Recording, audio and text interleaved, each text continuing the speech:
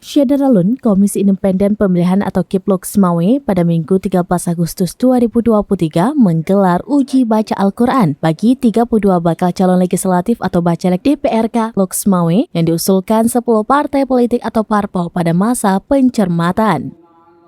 Uji baca Al-Quran berlangsung di Aula Kiplok Semawe.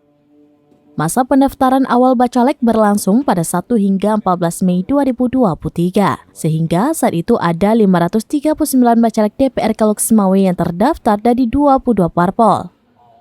Lalu mulai 15 Mei hingga 23 Juni 2023, pihak Kiplok Semawe melakukan verifikasi administrasi sekaligus menggelar uji mampu baca Al-Quran. Hasilnya, dari 539 bacalek yang terdaftar, 533 diantaranya dinyatakan belum memenuhi syarat.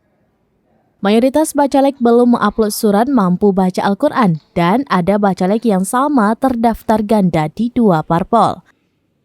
Hasil verifikasi ada 113 bacalek yang dinyatakan tidak memenuhi syarat atau TMS dengan berbagai alasan. Parpol masih diperbolehkan mendaftarkan bacalek baru atau melengkapi berkas administrasi pada masa pencermatan, jadwalnya 6 hingga 11 Agustus 2023.